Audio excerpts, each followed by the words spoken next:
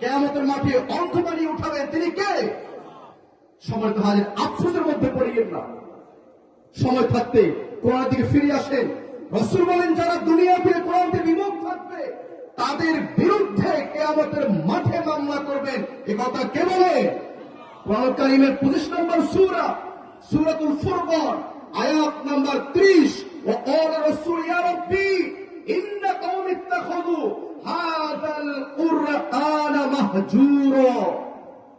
তুমি কোরআনের দূরে সরে থাকবা।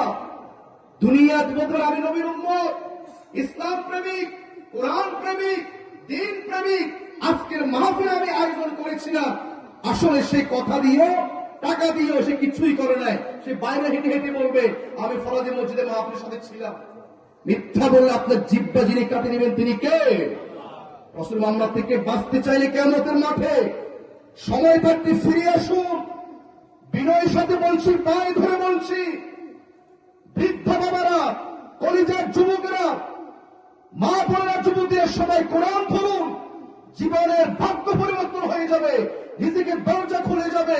কিয়ামতের মাঠে জান্নাত আল্লাহ আপনাকে বিনা হিসেবে দান করবেন। ইকরাউল কুরআনা ফাইন্নাহু ইয়াতি ইয়াউমাল কিয়ামাতি শাফিআন লিআসহাবিহি। কোরআন আপনার জন্য সুপারিশ করবে আপনার জান্নাতুল ফেরদাউস দেওয়ার জন্য। সুবহানাল্লাহ বলে। কোরআনের শাফা পেতে চান কে? দুই হাত সমান আল্লাহকে দেখান।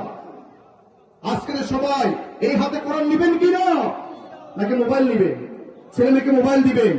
প্লিজ হাত ধরে বলছি, সবসময় সব কথা বলতে পারি না। আসলে এটা আজকে আমারই সমাজ, তো আমার যুব সমাজ মাহফিল। আসলে কথা অনেক বলতে চাইলেও বলতে পারি না।